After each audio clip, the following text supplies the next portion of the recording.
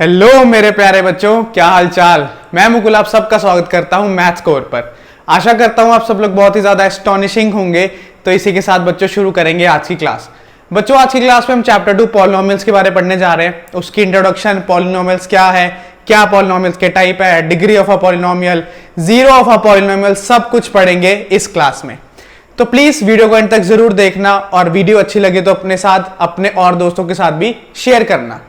सबसे पहले पॉलिनोमियल्स क्या चीज है, उसका मतलब क्या है, मैं तुम्हें ये एक्सप्लेन करूंगा।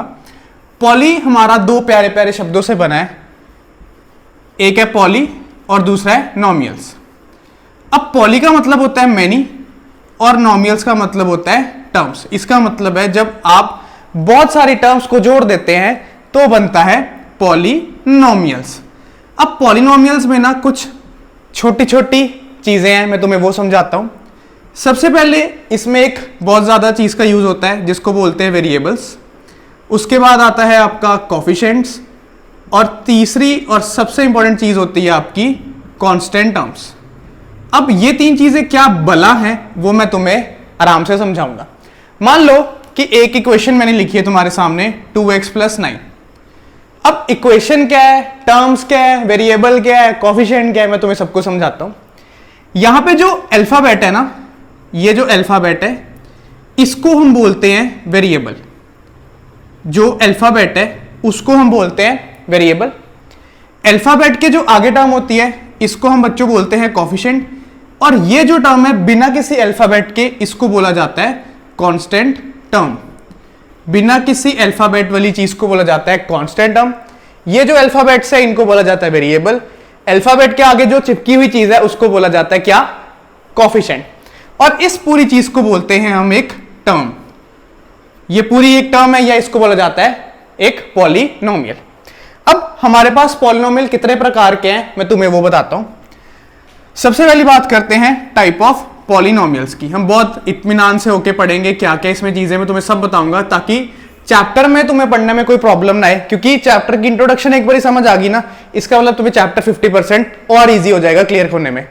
चैप्टर की इंट्रोडक्शन सबसे इंपॉर्टेंट है कि क्या क्या चीजों के बारे में पढ़ना है, उसमें क्या क्या चीजें आने वाली है। अब टाइप ऑफ पॉलिनोमियल सबसे पहले आता है आपका मोनोमियल।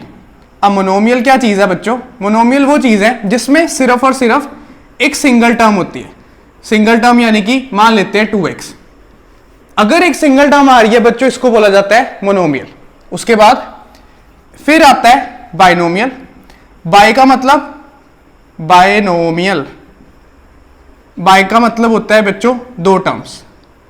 यानी कि मान लेते हैं 2x + 9, दो टर्म्स, ये हो गया बाइनोमियल।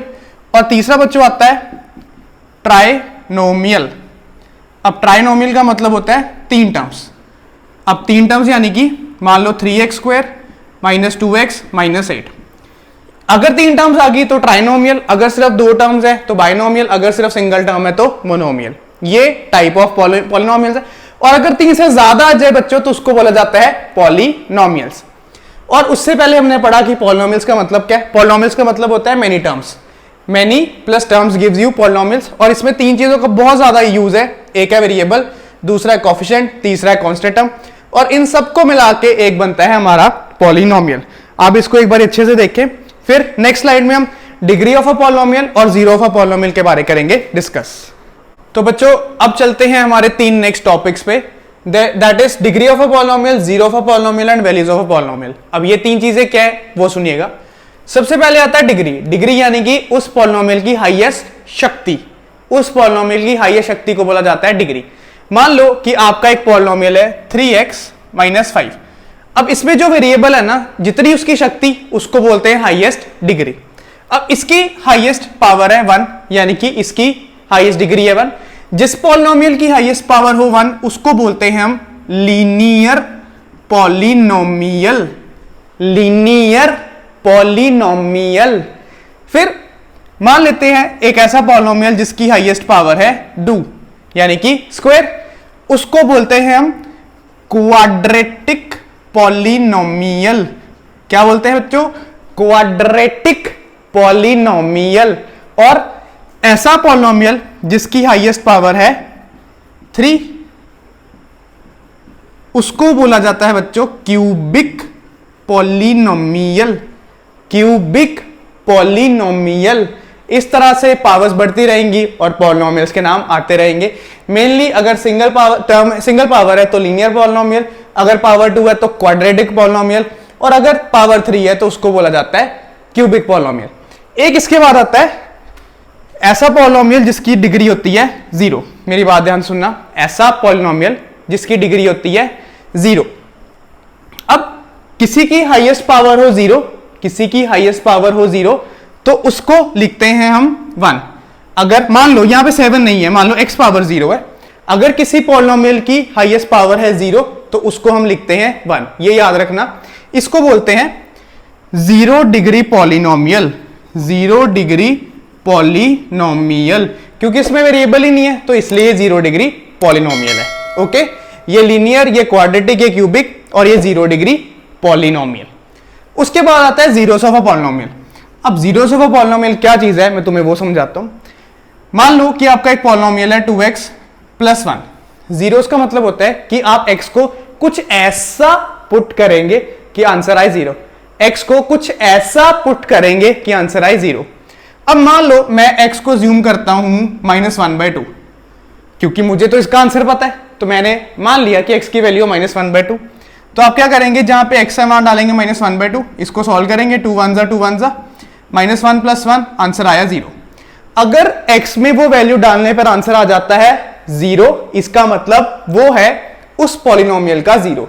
इसको बोला जाता है जीरो ऑफ अ पॉलिनोमियल, कि अगर आपने x की वैल्यू पॉलिनोमियल में पुट करी, आंसर अगर आ गया 0 तो इसका मतलब वो है उस पॉलिनोमियल का 0। अब जरूरी नहीं है कि हर बारी 0 डालो x की जगह पे तो 0 पॉलिनोमियल बन जाए। जरूरी नहीं है कि अगर x की जगह पे 0 डालोगे तो आंसर 0 आए। आप x की जगह पे कोई भी इंटीजर, कोई भी नंबर डालो, 0 आ गया तो इसका मतलब वो है जीरोस ऑफ अ पॉलिनोमियल। अब जीरोस कैसे निकलते हैं, जितनी जिसकी पावर हाईएस्ट उतने ही उसके जीरोस। अगर हाईएस्ट पावर 1 है तो इसका एक 0 आएगा, अगर हाईएस्ट पावर 2 है तो इसके 2 जीरोस आएंगे, अगर हाईएस्ट पावर 3 है तो इसके 3 जीरोस आएंगे। यानी कि हम इक्वेशन की पावर को देख के भी बता सकते हैं इसके कितने जीरोस आने वाले हैं। अगर पावर 1 है तो यानी कि 1 0, अगर पावर 2 है तो यानी कि 2 जीरोस, और अगर पावर 3 है तो यानी कि 3 जीरोस। ओके, फिर हम बढ़ते हैं वैल्यूज ऑफ अ पॉलिनोमियल में। अब वैल्यूज ऑफ अ पॉलिनोमियल बहुत सिंपल चीज है, बहुत स्कोरिंग चीज है ये वाली। मान लो आपका एक पॉलिनोमियल आ गया 2x - 3a + 9, 2x² - 3x + 9, और उसने बोल दिया व्हेन x = 2, यानी कि आप x को 2 डालो और इस पॉलिनोमियल की वैल्यू निकालो।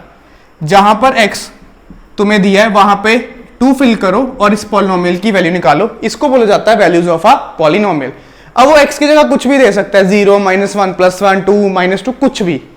अब 2 का स्क्वायर 4, 4 2 ज़ा 8, देन 3 2 ज़ा 6 + 9, 8 में 6 गए 2, 2 + 9 11। इसको बोला जाता है वैल्यूज ऑफ अ पॉलिनोमियल। तो this was the degree of a polynomial. 1 degree तो लीनियर, 2 डिग्री तो क्वाड्रेटिक, 3 डिग्री तो क्यूबिक, और ये था 0 डिग्री पॉलिनोमियल। इसको बोला जाता है जीरोस ऑफ पॉलिनोमियल की x की जगह ऐसा क्या डाले कि 0 है, और इसको बोला जाता है वैल्यूज ऑफ अ पॉलिनोमियल, यानी कि x की वैल्यू दी होती है, आपको फिल करनी है और आपको आंसर लेकर आना है। इससे नेक्स्ट स्लाइड पे हम ये पढ़ेंगे कि चैप्टर में एक्चुअली क्या क्या आने वाला है, किस तरह के क्वेश्चन आएंगे, क्या क्या चीज है, किस किस मेथड से सॉल्व करेंगे। तब तक के लिए आप ये देखें, फिर हम चलते हैं आगे। बच्चों तो चलो अब हमारा नेक्स्ट टॉपिक आता है remainder theorem, factor theorem and factorisation. ये 3 बहुत इंपॉर्टेंट टॉपिक्स हैं इस चैप्टर के, तो ध्यान से और गौर से मेरी बात सुनेगा। अब रिमाइंडर थ्योरम में क्या होता है, बोला जाएगा if polynomial this like 3x³ - 2x² + 9 is divided by x - 1, find the remainder. अब क्वेश्चन में आपको बोला है कि एक पॉलिनोमियल है जिसको x - 1 से डिवाइड करा जाता है, तो रिमाइंडर क्या आता है। अब क्या करना है, रिमाइंडर निकालने के लिए पहले यहां से x की वैल्यू निकाल लेनी है, x को डालना है 0 के इक्वल, यहां से x आ गया 1। अब जो आपकी x की वैल्यू आई उसको पुट करना है आपने इस पॉलिनोमियल में, पॉलिनोमियल को करना है, उसके बाद सिंप्लीफाई, 1 का क्यूब 1, 1 3 ज़ा 3, 2 1 ज़ा 2 + 9, 3 में से 2 गए 1, 1 + 9 10, यानी कि ये आया आपका रिमाइंडर। आपको 2 पॉलिनोमियल्स दिए होंगे कि ये पॉलिनोमियल इससे डिवाइड हो रहा है, तो आपको रिमाइंडर निकालना है। आपको इस पॉलिनोमियल से पहले x की वैल्यू निकालनी है, what ever the value of the x is, तो उस वैल्यू को आपको पुट करना है पॉलिनोमियल में, इसको करना है सिंप्लीफाई, और जो आंसर आएगा that is called is your remainder. इसको बोलते हैं रिमाइंडर थ्योरम। उसके बाद आता है factor theorem. Factor theorem is also like remainder theorem, but थोड़ा सा चेंज किया है, मैं तुम्हें वो समझाता हूं। इसमें बोला जाता है इफ नहीं, चलो ऐसे करते हैं, check whether -3 is a factor of 2x² - 3x + 9, yes और नो। आपको बोला गया है कि चेक करना है कि क्या -3 इस पॉलिनोमियल का फैक्टर है या नहीं।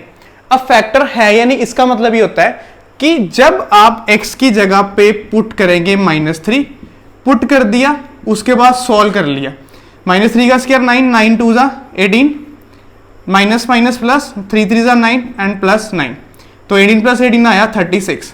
अब फैक्टर थ्योरम का मतलब ये होता है कि जब आपने फैक्टर पुट करा पॉलिनोमियल में, अगर आंसर आता है 0, तो यानी कि ये वाला नंबर इसका फैक्टर है। अगर आंसर 0 के इक्वल नहीं आता तो ये इसका फैक्टर नहीं है। रिमाइंडर थ्योरम में हम x की वैल्यू निकाल के पुट करते हैं और रिमाइंडर निकालते हैं। रिमाइंडर कुछ भी है, उससे में कोई प्रॉब्लम नहीं है, कुछ भी आए, पर फैक्टर थ्योरम में x की वैल्यू डालने के बाद आंसर हमेशा आना चाहिए 0। अगर आंसर आएगा 0, that is the factor of the given polynomial. This is the minute difference between the remainder theorem and the factor theorem. बहुत बारीक सा डिफरेंस है। रिमाइंडर थ्योरम में भी हम x की वैल्यू डालते हैं, पर आंसर कुछ भी आए कोई प्रॉब्लम नहीं है, कोई प्रॉब्लम नहीं है। पर फैक्टर थ्योरम में x की वैल्यू डालने पे आंसर 0 ही आना चाहिए, आना ही चाहिए। अगर 0 आया तो फैक्टर है, अगर 0 नहीं आया तो फैक्टर नहीं है। उसके बाद थर्ड चीज आती है हमारी फैक्टराइजेशन, या फिर जिसका प्यारा सा नाम है मिडल टर्म स्प्लिटिंग। अब कई बच्चों का क्या होता है प्रॉब्लम कि वो पिछली क्लासेस में ना इसको सीरियसली नहीं लेते, फिर 9th क्लास में आगे उनको बहुत प्रॉब्लम आती है। अगर जिसको ये प्रीवियसली समझ आ जाता है उसके लिए बहुत ईजी है, क्योंकि बहुत इंपॉर्टेंट टॉपिक है 9th और 10th की मैथ्स के लिए। हर चैप्टर में 90% चैप्टर में आपको मिडिल टर्म स्प्लिटिंग दिखनी ही दिखनी है। अब मिडिल टर्म स्प्लिटिंग वैसे जिनको आती बढ़िया, जिनको नहीं आती मैं उनको थोड़ा सा गाइड करता हूं, फिर हम एक्सरसाइज वाइज तुम्हें अच्छे से समझाएंगे। मान लो मिडिल टर्म स्प्लिटिंग में इस तरह से इक्वेशन आ गई x² + 3x + 10, 3 टर्म्स आ गई, एक x² आ गया, एक 3x आ गया, एक 10 आ गया। अब स्प्लिटिंग करते कैसे हैं? x² का कोएफिशिएंट कुछ नहीं है तो 1, बिकॉज गॉड इज 1। क्या करेंगे? कोएफिशिएंट ऑफ x² और कांस्टेंट टर्म को करेंगे मल्टीप्लाई करके जो भी आंसर आएगा उसके निकालेंगे फैक्टर्स। अब हमने 10 के फैक्टर्स निकाले, जो कि आया 2 और 5। आपको उन फैक्टर से ना मिडल टर्म को ब्रेक करना है, यानी कि 5x, और सॉरी 3x है ना। इसका मतलब अगर 5 में से जाएंगे 2 तो 3 आएगा, और 5 को अगर हम मल्टीप्लाई करेंगे किससे? 2 से, तो 10 आएगा। यानी कि प्लस माइनस करके मिडल टर्म बने और मल्टीप्लाई करके ये वाली टर्म बने। अगर ऐसा दोनों बारी हो जाता है सेटिस्फाई, इसका मतलब जो आपने फैक्टर्स लिए वो सारे हैं सही। मेरी बात ध्यान से सुनना, आपने फर्स्ट और लास्ट टर्म को मल्टीप्लाई किया, इस केस में 10 आ गया, पर कई केसेस में बहुत बड़ी वैल्यू आएगी। अगर वो आता है फिर से उसके फैक्टर्स निकालने, उन फैक्टर्स को किसी तरह से 2 फैक्टर्स में लेके आना, उन 2 फैक्टर्स को प्लस करके और माइनस करके मिडिल टर्म बने, और उन्हीं 2 फैक्टर्स को मल्टीप्लाई करके ये वाली टर्म बने। अब जैसे कि 3x के लिए आ गया 5x - 2x, जब 5x में से 2x जाएगा तो 3x आएगा, और उसी तरह जब आप 5 और 2 को मल्टीप्लाई करोगे तो 10 आएगा। अब फैक्टर्स तुम्हारे बन गए।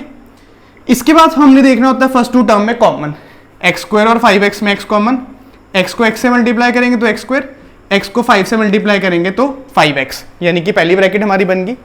सिमिलरली अगर जो पहली ब्रैकेट बनती है ना, सेकंड ब्रैकेट हम एज इट इज लिख देते हैं, क्योंकि यही दूसरी ब्रैकेट बननी है सेम, बट कंडीशन इज कि पहली ब्रैकेट आपकी सही होनी चाहिए। अगर वो सही है तो इसका मतलब आप सही चल रहे हैं। फिर x को किससे मल्टीप्लाई करें? -2x आ जाए, यानी कि -2, and -2 multiply by +5 is again -10। इसका मतलब ये आपके फैक्टर सही, तो इसको लिखते हैं एक बारी, और जो बाहर हैं उनको लिखते हैं एक ब्रैकेट में। ये बहुत इंपॉर्टेंट टॉपिक है क्लास 9th और 10th का मिडिल टर्म स्प्लिटिंग। मैं तुम्हें एक्सरसाइज वाइज ये अच्छे से गाइड करूंगा। अभी के लिए तुम्हें ओवरव्यू दे दिया मैंने कि ये ऐसे होता है, फर्स्ट और लास्ट टर्म को मल्टीप्लाई करते हैं और फिर इसके फैक्टर्स निकालते हैं। एक बारी चलो अब आगे, फिर हमारे लास्ट 2 इंपॉर्टेंट टॉपिक्स रह गए हैं, एक लॉन्ग डिवीजन और एक अलजेब्रिक आइडेंटिटीज। फिर ये हमारी इंट्रोडक्शन हो जाएगी यहाँ पे फिनिश। तो प्यारे प्यारे बच्चों, ये है हमारे लास्ट टू सबसे important topics, that is long division and other is algebraic identities.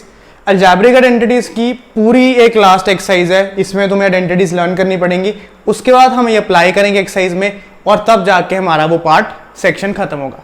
अब अलजेब्रिक आइडेंटिटीज हम पहले डिस्कस करते हैं। जो जो मेजर आइडेंटिटीज हमने यूज करनी है और इंपॉर्टेंट है वो मैं तुम्हें बताता हूँ। सबसे पहले आती है x plus a multiply by x plus b, जिसको बोलते हैं हम x square plus a plus b into x plus a multiply by b. अब तुम्हें ये लर्न करनी है ताकि हमारा पार्ट इजी हो जाए, तब मैं तुम्हें पहले लिख के दे रहा हूं। फिर आता है हमारा a square minus b square, जो कि होता है a minus b into a plus b. Third आती है हमारी ए प्लस बी का होल स्क्वायर, यानी कि a square plus b square plus 2ab। फिर फोर्थ हमारी आती है ए माइनस बी का होल स्क्वायर, यानी कि a square plus b square minus 2ab। फिर हमारी क्यूब की आइडेंटिटीज ए माइनस बी का होल क्यूब, यानी कि a cube minus b cube minus 3ab a multiply bracket में ए माइनस बी। फिर आता है ए प्लस बी का होल क्यूब, यानी कि a cube plus b cube plus 3ab multi bracket में ए माइनस बी। फिर एक हमारी आती है a plus b plus c का होल स्क्वायर, यानी कि ए स्क्वायर बच्चों plus b square plus c square plus 2 common अंदर a B plus B C plus सी ए। फिर एक हमारी आती है, जैसे यहाँ पे मैंने ए प्लस बी का होल स्क्वायर लिखा ना, इसकी होती है ए स्क्वायर प्लस बी स्क्वायर, ये होती है ए प्लस बी का होल स्क्वायर माइनस 2ab। ए स्क्वायर माइनस बी स्क्वायर की हम लिख चुके हैं, ए स्क्वायर प्लस बी स्क्वायर की ये रही। उसके बाद आती है ए क्यूब माइनस बी क्यूब की। अब a cube minus b cube यहां से बनता है, that is a minus b का whole cube plus 3ab into a minus b. फिर आता है आपका a cube plus b cube, जो कि होता है ए प्लस बी का whole cube minus 3ab a plus b. ये है आपकी 10 मोस्ट इंपॉर्टेंट आइडेंटिटीज जो आपको लास्ट एक्सरसाइज को सॉल्व करने में करेगा क्या ईज। ये आपको अच्छे से पढ़नी है, याद करनी है। विद द टाइम हम धीरे धीरे याद कर लेंगे, पर आपको रेगुलरली इसको रीड करते रहना है। अभी जैसे ए माइनस बी का होल क्यूब है ना, इसकी एक और आइडेंटिटी होती है, वो लिख सकते हैं हम a cube minus b cube as it is, starting term as it is minus 3a square b plus 3ab square. अगर इसको ओपन कर दिया जाए और a प्लस बी का होल क्यूब और लिखते हैं a cube plus b cube plus 3a square b plus 3ab square. इसको हम इस तरह से भी लिख सकते हैं। जैसे मैंने तुम्हें यहाँ पे a cube minus b cube की ये आइडेंटिटी बताई, उसके अलावा इसकी एक और आइडेंटिटी होती है, यानी कि a minus b into a square plus b square plus a b. और a cube plus b cube की होती है a plus b into a square plus b square minus a b. तो ये सब सारी आइडेंटिटीज मिलेगी आपको सिर्फ यहाँ पे। अब आप इनको नोट डाउन करें, एक बार ही रीड करें, फिर हम लॉन्ग डिवीजन पे चलते हैं ताकि तुम्हारा ये वाला पार्ट क्लियर हो जाए। अब स्टार्ट करते हैं हम लॉन्ग डिवीजन से। अब लॉन्ग डिवीजन का मतलब है लंबी वाली डिवीजन। अब लंबी वाली डिवीजन से क्या मतलब है वो तुम्हें मैं समझाता हूं। मान लो तुम्हें क्वेश्चन आता है 3x cube plus 2x square minus 9x plus 1। वो कहता है इसके फैक्टर्स निकालने। अगर तो पावर 2 होती है ना तो हम क्या करते हैं, मिडिल टर्म स्प्लिट। पर अगर पावर 3 हम मिडिल टर्म स्प्लिट नहीं कर सकते। पर 90% केसेस होते हैं लॉन्ग डिवीजन से, पर 10% केसेस होते हैं उसको भी हम फैक्टराइज कर सकते हैं अगर आपका पॉलिनोमियल क्यूबिक है। वो मैं तुम्हें क्वेश्चन के साथ समझाऊंगा। ऑन एवरेज मान लेते हैं कि अगर आपका क्यूबिक पॉलिनोमियल आ रहा है और इसको फैक्टराइज करना है, इसके 3 फैक्टर्स निकालने, वो कैसे निकालेंगे वो मैं तुम्हें बताता हूं। इसमें सबसे पहले तुम्हारी मर्जी चलती है कि x को एक नंबर लेट कर लो, +1 ले लो, -1 ले लो, +2 ले लो, -2 ले लो। इन चारों नंबर में से किसी एक नंबर को डालकर आंसर आएगा 0। अगर आंसर आया 0, इसका मतलब क्या हुआ कि वो नंबर इसका एक फैक्टर है। अगर आपको पहला फैक्टर मिल जाता है तो इजी रहता है आपको क्वेश्चन सॉल्व करने में। मेरी बात दोबारा सुनना। मान लो मैंने x को डाला 1, जहां पे x है, सॉल्व करने पे आंसर आ जाता है 0। यानी कि x को जब मैंने 1 डाला ना, तो इसका मतलब हुआ कि x माइनस 1 इसका बन गया एक फैक्टर। क्योंकि फैक्टर बनने का मतलब क्या हुआ कि जब मैंने x की वैल्यू यहां से निकाली, वैल्यू निकालने के बाद जब मैंने इस क्यूबिक पॉलिनोमियल में डाला तो आंसर आया 0। अगर आंसर आया 0 इसका मतलब ये बन गया इसका पहला फैक्टर। अब पहला फैक्टर अब आपको मिल गया ना, या तो 1 से आ जाएगा या -1 से या 2 से या -2 से। याद रखना इन चारों वैल्यूज में से किसी ना किसी में से एक आ जाएगा। ऐसा मत सोचना कि बहुत बड़ी वैल्यू सिलेक्ट करेंगे तो आंसर आएगा। ओके, अब इन चारों में से वैल्यू डाली तो आंसर आ गया 0। जब 0 आ गया क्या करना है, इस नंबर को लेफ्ट हैंड साइड दोबारा शिफ्ट कर देना ताकि तुम्हें पहला फैक्टर मिल जाए। जैसे पहला फैक्टर मिल गया उसके बाद ये लिखना है यहां पे और ये वाला क्यूबिक पॉलिनोमियल लिखना है यहां पे। ठीक है, इसको कहते हैं यहां से लॉन्ग डिवीजन स्टार्ट करना। जब हमारी लॉन्ग डिवीजन यहां से स्टार्ट हो जाएगी, सॉल्व करते करते हमारा रिमाइंडर आएगा 0। अगर आपका रिमाइंडर आ जाता है 0 इसका मतलब ये है कि आपने जो भी यहां डिवाइड करा है वो सारा का सारा सही है। अगर रिमाइंडर 0 नहीं आया इसका मतलब तुम्हारी लॉन्ग डिवीजन में गलती है, या जो आपने फैक्टर निकाला उसमें किसी तरह कैलकुलेशन को ठीक ऐसे ऊपर नीचे करके तुम 0 ले आए। उसके बाद जैसे तुम्हारा रिमाइंडर आया 0, यहां पे एक होता है क्वोशंट। अब क्वोशंट हमेशा ना इस फॉर्म में आएगा, यानी कि एक्स स्क्वायर की फॉर्म में। मतलब ये इक्वेशन नहीं आएगी, कुछ और आएगी, पर हमेशा एक्स स्क्वायर की फॉर्म में आएगी। अब इसके दो हाईएस्ट पावर 2 है, यानी कि इसके दो फैक्टर्स निकलेंगे यहां पे और यहां पे। ये दो फैक्टर और एक ये तीसरा फैक्टर बनाता है आपकी लॉन्ग डिवीजन। आपको पहला फैक्टर आपने खुद से ज्यूम करके ढूंढना है, वो ढूंढ लिया। उसके बाद इसको और इसको लॉन्ग डिवाइड करना है। लॉन्ग डिवीजन के बाद रिमाइंडर आया 0 यानी कि सही है। उस टाइम जो क्वोशंट होगा वो एक क्वाड्रेटिक पॉलिनोमियल होगा। उस क्वाड्रेटिक पॉलिनोमियल को हम करेंगे स्प्लिट, दो फैक्टर्स वहां से मिलेंगे और तीसरा फैक्टर हम उठाएंगे यहां से। ठीक है बच्चों, ये था आपकी चैप्टर 2 की सारी इंट्रोडक्शन। कुछ अगर मेरे से मिस हो जाएगी तो हम वो एक्सरसाइज के साथ पढ़ लेंगे, पर इसको आप अच्छे से पढ़ना क्योंकि ये आपका बेस है। कहते हैं ना अगर नींव स्ट्रांग है तो बिल्डिंग बहुत ऊपर तक जाएगी, पर अगर नींव कमजोर हुई तो बिल्डिंग जल्दी गिर जाएगी। तो इसको स्ट्रांग करना है, उसी के साथ हम चैप्टर 2 पूरा पढ़ेंगे क्योंकि चैप्टर 2 काफी स्कोरिंग है। Okay, so till then be safe and take care, bye.